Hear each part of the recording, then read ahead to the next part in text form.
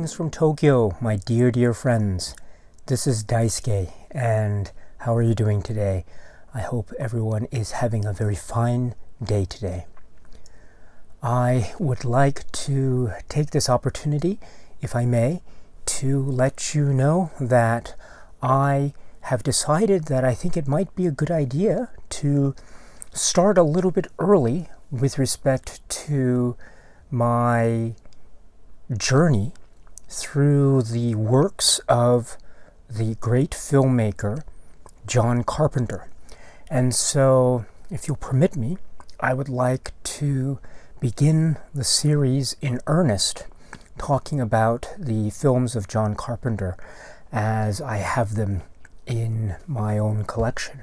So if you don't mind, I'd just like to let you know about my feelings about John Carpenter in general, and also the films that I plan to be covering over the course of the next few weeks. Maybe it's going to be several weeks because I tend to do things rather slowly. So it might be over a certain extended period of time, but I will try to work as fast as possible. And hopefully you can come along with me on this journey through the works of John Carpenter. So I think what we can say, or what I can say about John Carpenter in general, is that, as some of you know, I was born in 1979 and I grew up in the 1980s. And my formative years, I would say, at least in terms of being a young and impressionable kid who was really into movies, my formative years must have been the 80s. So during this time, there were so many films, of course, that occupied the cinematic landscape at the time, and yet so many films, great films, classics of the period and of all time, that occupied that space. And so it was a lot of fun, and a lot of these films would be seen by me in VHS format through the rental stores and the like. So this was a really fun time, and even now I hold the memories I have regarding this period very dear to my heart, because it was during this time that I think I discovered a lot of great things when I was very young. Among those films that I discovered when I was in my very young age were the films of John Carpenter. So these were films that were already there when I was born. So films like Halloween, Assault on Precinct 13, these were already here when I was born. But as I was growing up, more films began to emerge. So we had films like The Thing come into being, Starman, Big Trouble in Little China, and Escape from New York, and among others. So this formed a very impressive part of cinema that I think I was attracted to very much so. I think I've mentioned this before. When I was little, my parents were more or less pretty open with respect to me being allowed to watch horror films or genre films. So I was able to watch, and I probably must have been, now that I think about it, I probably was too young, but I was able to watch a lot of genre films when I was quite young, included in which were films by John Carpenter. Now, I now recall with great fondness, for instance, my young age when I watched The Thing, and those scenes really scared me when I was a kid. The same is true for when I remember watching Prince of Darkness, and that cover, with sort of the melted or oblong-shaped face, and the thrill that I got watching that film, and the very creepy effects that were involved, still to this day give me chills. And so I think a lot of this is just to say that many of these films form a really important part of my cinematic life, as it were. And so growing up, and now that I'm grown up and I think back on my earlier years, my years as a child, I cannot think of a time without John Carpenter films. In other words, John Carpenter films have always been a part of my memories. And so I'm very grateful for that, because he has given me so many great memories, and a lot of fun times, a lot of chills and thrills, a lot of scares, that's for sure, a heck of a lot of scares, and just a feeling of exhilaration and suspense.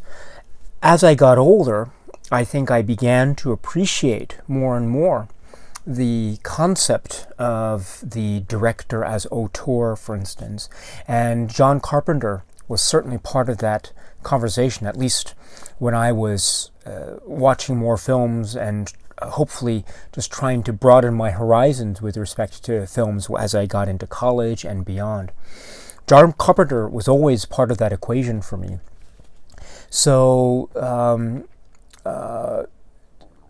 even with his later output, and as his output began to sort of dwindle in number, because he didn't make as many films later on in his career as he did early in his career. He wasn't as prolific as he was earlier in his career. Even so, there was a lot of great surprise that his later films provided to me as I was getting older. And even now, when I look back on the later period of his career, I still look at that with a great deal of respect, and there are a ton of surprises that were in store for me when I saw those films for the first time growing up, and even now exploring them again, they are just I feel like my experiences as a film watcher are always elevated somehow because of the craft and care that John Carpenter always seemed to put towards his work, and the team that he surrounded himself with, and the crew and actors that he tended to work with a lot. So all of this formed a deep and quite important part of my cinematic journey, and it still does. And so with that, I would like to share with you my love and appreciation of the works of John Carpenter. So if you don't mind, won't you join me on this journey? So what I'd like to do is I'd like to go over the works of John Carpenter, the feature-length works of John Carpenter, both for the film and also television. So just to give you an idea of what I'm thinking about, the films I'm going to talk about are, first there's this one, Dark Star. So this is the science fiction adventure comedy film that is very entertaining, and I'm quite amazed and quite impressed at how well this has dated. It hasn't it has aged very well, in my opinion, and so hopefully I can talk about that and other things with respect to this really great film, Dark Star. This is the Japanese Blu-ray set, by the way.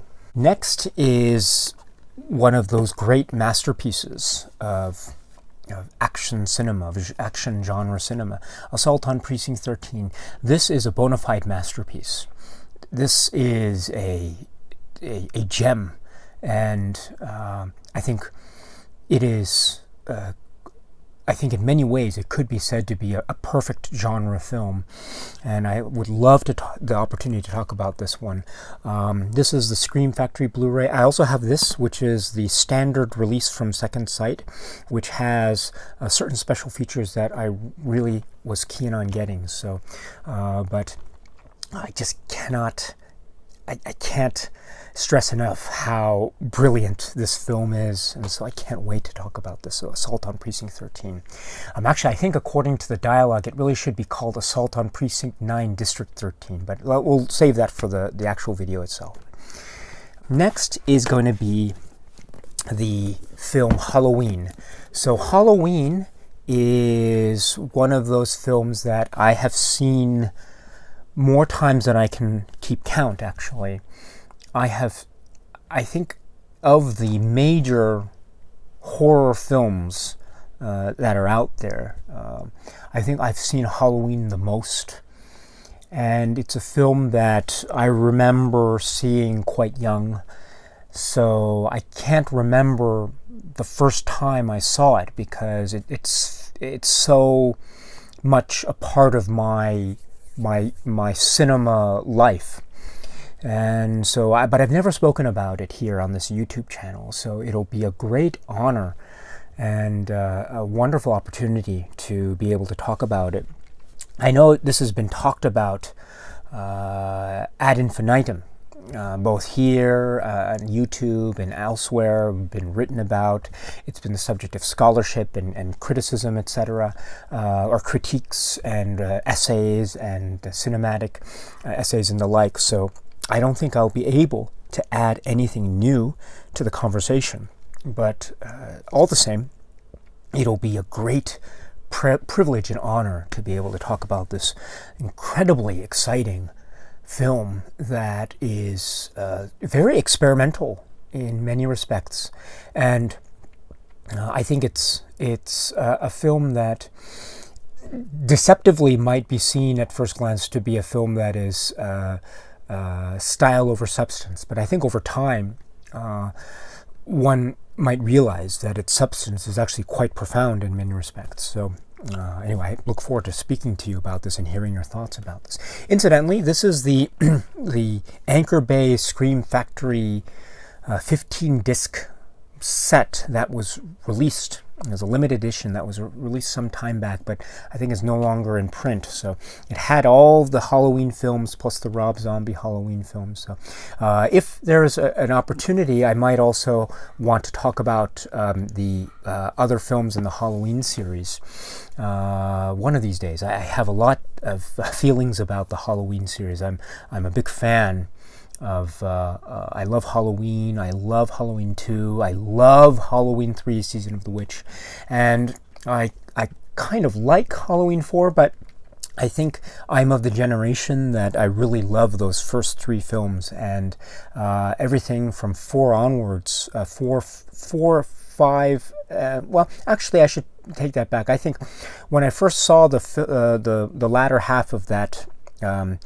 6 film cycle, I think I was more into 4, and then less so 5, and then even less so The Curse of Michael Myers. But ever since then, I think I've gained a better appreciation of Halloween, The Curse of Michael Myers. But in particular, I find Halloween 5, The Revenge of Michael Myers, to be a very interesting work, and one that I'm actually surprised at how much I'm reacting to it now that I'm watching it again when I'm a little bit older. And so I actually, and then Halloween H2O is a film that I saw in the theater, and I really enjoyed it when I was seeing it in the theater, but I must admit it's a little bit hard for me to get into now. And Halloween Resurrection is a film that I personally don't like very much. And then I have very how should I put it? I have a very well, my reaction to the Rob Zombie Halloween films are, I find them to be quite ambitious, and I find them also to be flawed, but I don't think those flaws in any way are fatal to the overall effect of the films. And I'm also, I find that his Halloween 2 is one that I seem to be getting more and more into as time passes. I remember when that first came out, and I was a little bit perplexed by many of its choices, but as time goes on, I find it to be a very interesting chapter in the exploration of this world and these characters. And so, yeah. And then, of course, there's the most recent one directed by David Gordon Green. And so I have the least experience with that because I've seen that the least. I've only seen it twice now, and I liked it both times. I still have certain things I have to work with. I have to figure out in my head and my heart about whether I like certain things here and there. So I haven't quite decided overall, but so far my reaction is a positive towards that film. But this is all to say that I do have a lot to say, I think, about Halloween. I don't think it's anything new, but it would be a great honor if I could have the chance to be able to talk to you about the Halloween series one of these days. But in any event, my friends, I will be talking definitely about Halloween, hopefully about Halloween 2 as well, because of John Carpenter's involvement in that. But in any event, this is the Halloween series, and then we will be talking about Halloween by John Carpenter. Next is this film, which is John Carpenter's The Fog. Now, just to let you know, this is a film that is one of the scariest films I think I ever saw as a kid.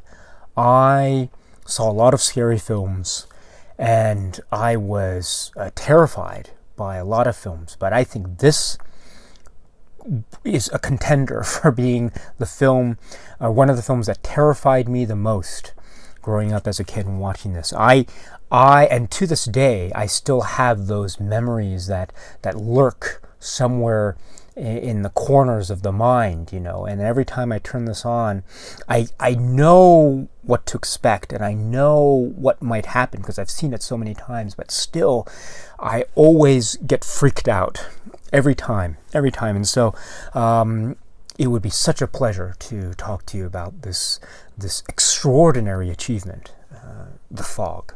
Then there is Escape from New York. And I forgot to say that The Fog was a Scream Factory Blu-ray, and this is also a Scream Factory. The film Escape from New York, when I first saw it as a kid, I just was so mesmerized, and I thought, and I still do think, that Kurt Russell, one of the coolest guys ever. Just one of the coolest actors, and Snake Plissken being just one of the coolest characters that I had ever seen. And so even now, I look at this film with awe, and I see all the little adventures that he gets into, and it's so compact, and the setups are perfect, and everything has a great payoff, and it's just and there are highs and there are lows, and it just feels like I feel like a kid again when I see this film, and I get so excited. So it'll be such a great joy for me to be able to talk to you about this film, Escape from New York. Next is this film, which is, here is the Scream Factory Blu-ray, and then here is the Region B, I think this is the Steelbook from Arrow.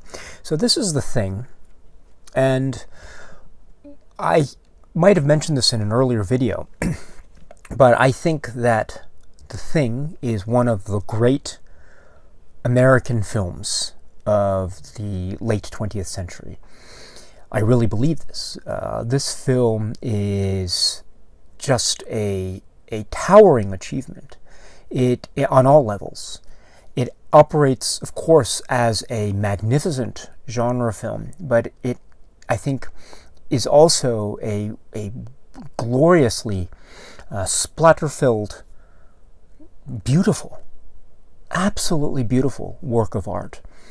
It's not for everyone, of course, because it is quite violent and it's quite intense. Oh boy, it is quite intense. And I think the images that are conjured up are quite nightmarish from the deep, dark depths of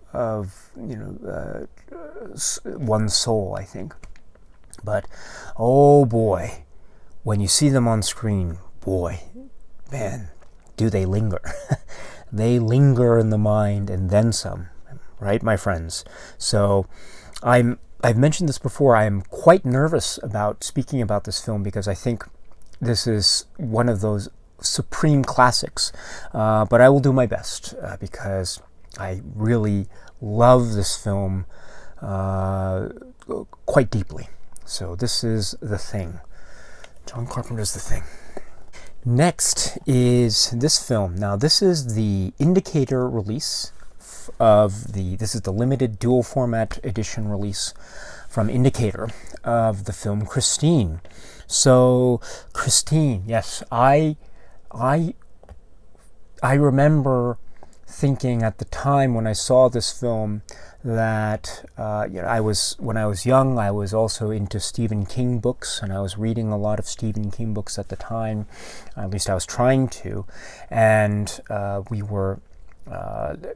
Christine was always the book that I recall not liking as much as some of the other books, like The Stand. I loved The Stand, or It. I loved It, but Christine was one that I was not so keen on as a book. I haven't read it lately, so maybe I should get back to it, and maybe I might react more positively now that I'm older. But the film was always a fun time for me, and I always loved those. I love the relationship, that great relationship that's generated between the protagonist and Christine, and I always found that to be so heartfelt.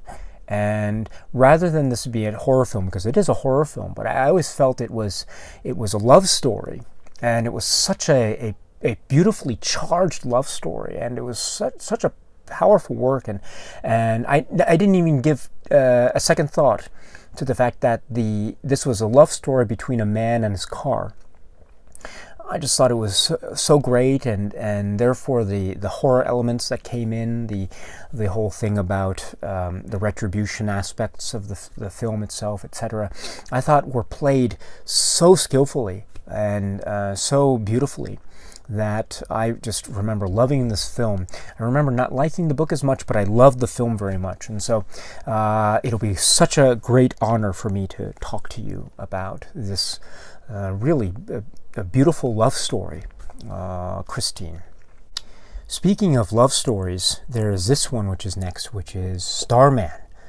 This is the Scream Factory Blu-ray of this incredibly effective and moving film. This is such a moving film, and I remember when I was a little kid watching this for the first time. I don't think I understood all aspects of the film, but it really affected me, and so much so that now I watch it and I find that I'm just even more affected by it, because I think I can appreciate aspects of the film that I wasn't able to appreciate when I was much younger. So this is a lovely example of Carpenter and his sensitivity, I think, but still using the tools that we have known Carpenter to use, and using those great his eye for detail and his tenderness, really. So this is a kind of a special film, I think, and so I'm looking forward so much to talking with you about this beautiful, great film, Starman. Then there is this film, which is Big Trouble in Little China. This is the 20th Century Fox release, and this is the same release but with a slipcover. I understand that as of now, I think Scream Factory or Shout Factory, I think it's Scream Factory, please correct me if I'm wrong, but they just announced that the film will be released as a collector's edition Blu-ray, I understand. So I also have I have other releases of it, but I haven't been able to, they're on the shelves right now. But in any event, this is Big Trouble in Little China. And so this is, if I were to say, if I were to mention the key films in my cinema loving life, if I were to mention what are the key films that form my very existence, Big Trouble in Little China would be one of those key films. I can say with great sincerity and without any feelings of embarrassment that Big Trouble in Little China is one of the key films of my cinema-loving existence. I don't think I would be the person that I am today were it not for the existence of this film, Big Trouble in Little China. This film is one that I care deeply about. I am so much in awe of this film. This film never gets old for me. I never grow tired of this. On the contrary, it's one of those films where I just feel more excited. My excitement level rises exponentially for some reason whenever I am experiencing this film. And so this is a film that I've spoken about a little bit in one of my very early videos here on YouTube, but I haven't, even in that video, I wasn't talking about the film proper in terms of its narrative and what I think I really like about it. So hopefully this time around I'll be able to talk in detail about why it is I really admire this film and respect this film and love this film as much as I do.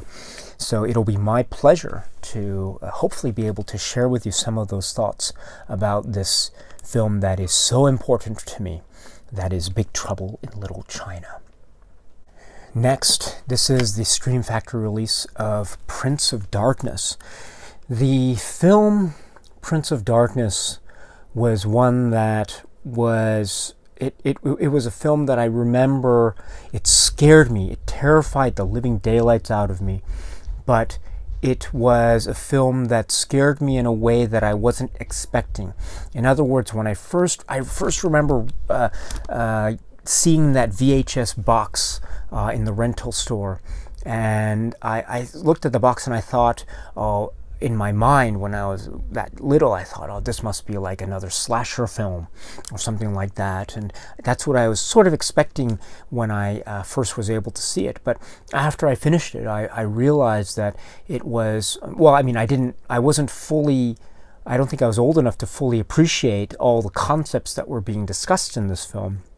But I think I was able to understand, at least, that the film was a kind of it was a really scary, frightening film, but it was doing stuff that as of that time anyway in my life, I had never seen in a horror film before. So this was a kind of a surprise for me as a kid, and it was a film that scared me, and it was something that I was also in awe of, and I respected so much because I felt like it was trying to do something a little bit different, and it really does. So Prince of Darkness. Can't wait to talk to you about this, Prince of Darkness. Next is the film They Live. This is the Scream Factory release of They Live. This is one of those films that I remember seeing on television, actually. This was a film that showed up fairly frequently, I would say, when I was living in the United States at the time, I think, and it showed up on TV. But as you know, network TV was such that they couldn't show all of the naughty bits, and they couldn't show any of the violent bits, and also profanity was completely out of the question. And so there are many great lines in this film that were altered for television. And so that was the version when I was growing up that I saw the most, because I couldn't access the VHS at the time as much as I could now, but or the Blu-ray now. So, but even so, I just remember watching that over and over again as a kid, and just I knew that there was a lot of stuff that I was missing, but that's what it was like back then. You know, there weren't a lot of Blu-rays or DVDs, but you had to rely on what you could get from the video store, what you could record off TV on your VHS tapes, you know, and then just watch them over and over again. And that's what I did with They Live. And so when it came time to be able to see this, in full proper mode, as it were, This film just blows me away. And so even now, when I remember the version that I was so acquainted with as a kid, the network television edited version, when I think of those memories and then I watch the film now, it just hits me so much. It really hits me, and and also at the time, I was a huge fan of. It was at the time it was called WWF. It wasn't called the WWE. It was called the WWF, and so I was really a big fan. And I was a big fan of. This was maybe WrestleMania and Royal Rumble and Survivor Series. Do you remember those? I was really also a big fan of Royal Rumble. And I forget which Royal Rumble it was, but I think there was a year where it was Ric Flair. I think he was the first person. I think it was Ric Flair and Davey Boy Smith were the first two people to start in the Royal Rumble that year, and then they were doing, and then as it was every 2 minutes, a new wrestler would come in, until it would be 30 guys, and if you're thrown out of the ring, that you were out, and whoever was the last man standing was the winner of the Royal Rumble. And I remember it was Ric Flair, and he was doing such a great job, and at the time I think he was a heel, but I think it was around the time of this Royal Rumble, because he really stood his ground, and he lasted for such a long time. And so I remember thinking he was a heel, but at the end of that I was in awe of him. But there was like a little rivalry between Ric Flair and Rowdy Piper at the time. And so I remember I was just when it was time for the next wrestler to arrive, and it was around the middle of the Royal Rumble, and it was Ric Flair all alone, he was all exhausted and just waiting who would be the next wrestler to come, and lo and behold, it was Rowdy Piper, and just ran down towards the ring, and just entered the ring, and just went to work on Ric Flair. And so I loved Rowdy Piper, and so to see him in this film, this is also around the time when you had Hulk Hogan, and it was like what was that? It was Suburban Commando or something like that, or other things like that. But this was the one that I thought, wow, this is like the best. This is the coolest thing, because it has Rowdy Piper in it, and there's of course that very famous fight in the film. It's so famous. But anyway, I'm getting ahead of myself. But and actually, this is around the time I think that WrestleMania. This was around the time that the Ultimate Warrior, and he had the thing with Macho. He was called Macho King, not Macho Man, but it was Macho King Randy Savage. But I'm sorry, I'm just getting way ahead of myself. But in any event, my friends, They Live is a towering achievement, and so it'll be such a pleasure to be able to speak with you about this great film. So They Live. Please accept my apologies for going a little bit overboard about professional wrestling. Next, we come to the 90s work, and here is a film called Memoirs of an Invisible Man. This is the Japanese Blu-ray that I have. So this is a film that I think is one that came at a time where Chevy Chase was, I think, having a little bit of a downturn in his career. And so I think he was trying to do things with the Chevy Chase show on TV. I don't know if you remember that. I remember seeing the first episode of the Chevy Chase show, actually, for whatever reason. And I actually thought it wasn't that bad. But I also remember seeing this film as one. I thought it was great. I thought this was such a great film. And I was so saddened when I realized that the film was considered a failure. Because of certain things that I never really fully understood at the time. But I thought this was such a great film. It was so fun. It was so exciting. And Chevy Chase, I think, is so wonderful. He puts in a fantastic performance in this. And so it'll be such a great pleasure for me to be able to share with you some thoughts that I have about this great film, The Memoirs of an Invisible Man. Then there is this film, which is In the Mouth of Madness. And this is the Scream Factory Blu-ray. I remember watching this film when I was in high school, I think, and I was just blown away. And I think I was blown away in large part because I had no idea what was going on. I was so confused, but I thought that was great. I thought it was so great to not know what was going on, and even to this day, this film confuses the heck out of me, and I love it for that. I love how this film it sort of pushes me and pulls me and manipulates me into thinking one thing but then turning into something else. And so I feel like I'm falling into its traps all the time, and it's great. I love the film for it. And so it becomes one that it's fun to think about it and even overthink about it, but then if you do, then you fall into certain traps that really, I think, then lead you down certain rabbit holes of confusion and utter delight, if you know what I mean. So, In the Mouth of Madness is one that, again, it's one that I think is, well, I'll do my best when I speak about it. It's one that I'm not sure I'll be able to do justice to, but I'll certainly do my best. But it's brilliant, In the Mouth of Madness. Next is this film, Village of the Damned. Now, this is one that is very freaky. I think it's very freaky. It's nasty in some bits. Some of the violence is quite intense, but it is I think a really memorable chiller, and it's very cold, and yet there are certain things that are, I think, being attempted, in particular with the performance by Christopher Reeve, which is a great performance. So this is, I think, tempered by tones both very warm and very cold, which makes for a truly interesting watch.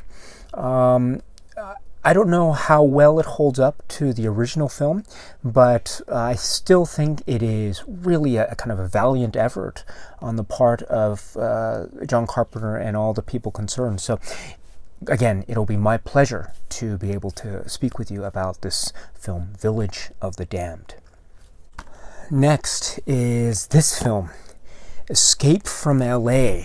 So I must admit that I remember seeing this for the first time, and I was disappointed by this film when I first saw it, because there were some aspects that I couldn't quite get around, and so in many ways it was a film that I was looking forward to so much, but maybe my expectations got the better of me.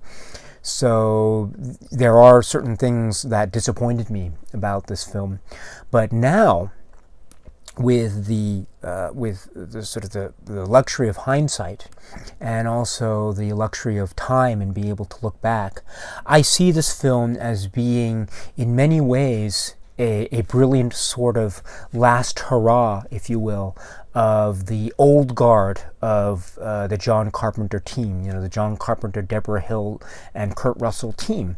That really represented a lot. And so I look on this now and I see a lot of charming aspects, a lot of interesting concepts, and it feels like it's trying to push new boundaries with certain aspects of effects and whatnot. But I do think that it serves also as a kind of, I don't want to say greatest hits, but it feels like a kind of summation, if you will, of a lot of the 80s work that Carpenter and Deborah Hill were engaged with. And looking at it through that lens, I find it to be very valuable. It's quite a valuable film.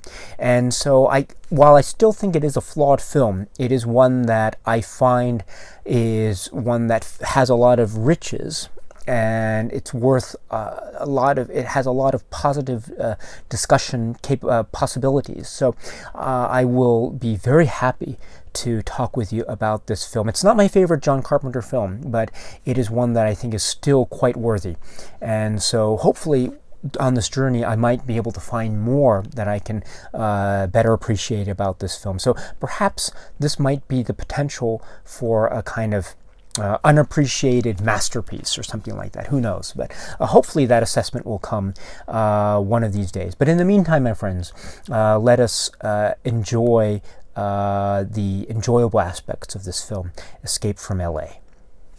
Next is a film, this is Vampires, and this is the indicator release. I love this film. I can appreciate the fact that I can respect the opinion of someone who says it's not Carpenter's best work. I can definitely respect someone's opinion if he or she says that they absolutely despise this work, they think it's a mess. I can appreciate that. I totally understand that. But there is something of a groove, fun, rock and roll, roller coaster, ultra cool vibe to this work that is exciting. It's surprising. There are many twists and turns that when I first saw the film I didn't see coming. And so it's like a fireworks display, this film. It's quite chaotic, and it might be said to be all over the place, but that's what great fireworks are. They're just alight, and they're bright, and they're explosive, and then they are gone. So it feels like a fun, volatile entertainment. So this will be very fun for me to talk about. So this is Vampires. Next is Ghosts of Mars. This is, oh gosh, I really love this film, and I don't know, I think, and as I said with the earlier film, Vampires, it's one that I can understand if one says that one doesn't like this film, but I think there's just so many cool elements here. There is a sort of a callback to sort of Carpenter's earlier works on the one hand, while still trying to forge new boundaries and new frontiers with his work. I feel it does feel it's a work that how should I put it? It has a great respect for genre roots, almost like an homage in many ways, and still it is just a fun entertainment, really exciting, and so and actually quite surprising in many ways. And so it'll be my pleasure to speak to you about this film, Ghosts of Mars. Then there is the film called The Ward. Now, this is the work that I have the least amount of experience with in respect of John Carpenter's filmography. It's his last known feature-length directorial effort, of course. So this is the one that I have seen the least of his films. So this might be, and I must admit that my opinion of it is not, let's say, as favorable as some of his other works. So let me put it that way. However, I do see some positive potential in this, and so I'll take this opportunity to look at this again, and again, just to hopefully maybe get a better appreciation of this film. And yes, and if you are one who appreciates this work, then I'd love to hear your comments about it. But I will certainly do my best with this. Again, I admit this is the one that I am experienced with the least, but I will do my best with this. So this is The Ward.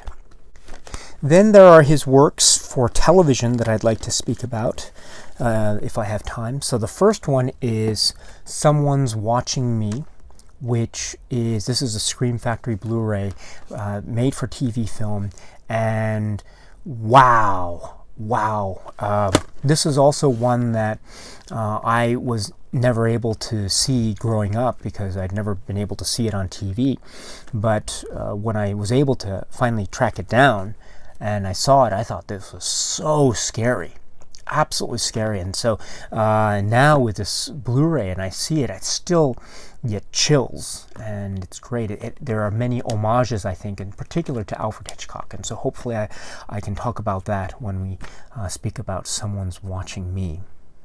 Then there is the great Elvis, and if you were on the fence about Kurt Russell as a performer, if you were debating in your mind whether he was a great actor or not, just go straight to Elvis, and this will tell you he is superb. He is superb, and this film is, in many ways, on the one hand, I think it could be seen as a kind of anomaly in Carpenter's filmography, but at the same time, I think there are a lot of linkages to Carpenter's filmography that make it a sort of ideal John Carpenter work, and in many, many ways. And so I can't wait to talk to you about this work, Elvis. This is the Shout Select Blu-ray that was released, and so it was great. It was wonderful to get this. So anyway, this is Elvis. Then there is Body Bags, which is another work that I've seen a number of times. I'm not as familiar with it as some of his other works, but I do like this, and I don't know if I love it, but I like it very much, and I think there are many flashes of brilliance here that are definitely worth talking about. So there is Body Bags, and then there are the Masters of Horror episodes that he did. So there's Pro-Life and there's Cigarette Burns. So again, the Masters of Horror series is a very peculiar series, and it's one that has a lot of how should I put it? There is a lot of energy and there is a lot of intensity at play here, and so yes, I can't wait to be able to speak to you about that. I'm not the biggest expert when it comes to Masters of Horror series as other YouTubers are. There are other YouTubers that are just going into great depth and detail about each of the episodes, and so I don't know if I'd be able to do this discussion any justice, but hopefully just in the context of Carpenter's work, there might be some interesting things to talk about, because I do think there are many strong thematic links between or among these works on the one hand and Carpenter's filmography on the other. So there are the Masters of Horror episodes that he did. Then, if I have time, what I'd like to do is I'd like to talk to you about The Eyes of Laura Mars, which is a delightful, frightening little chiller of a film. And also I'd like to talk to you, if I have time, about this Black Moon Rising, which is just a great sort of heist action film that is very clever in many respects. And so the reason why I would be wanting to talk to you about these films, and then also maybe Halloween 2, would be because John Carpenter had a hand in the writing of these films. So if there's time, of course, I'd like to speak to you about these films and also Halloween 2 as well. This is the Indicator release of Eyes of Laura Mars, and this is the Kino Lorber release of Black Moon Rising. So there's that. So. And just to let you know, I won't be talking about the short films, so I just want to focus my attention here on the feature-length efforts of John Carpenter. So, yes, so hopefully that will be enough stuff to talk about between you and me with respect to the works of John Carpenter. Okay, my friends, so let me end it there, and I will begin in earnest with the first film on the agenda, as it were, which is Dark Star. So this will be the first video that will be up in this John Carpenter series. So hopefully I can see you there. So in the meantime, my friends, please be happy and healthy and well. And please, please, please keep on watching a lot of great, great movies. So until we meet again, my friends, cheers.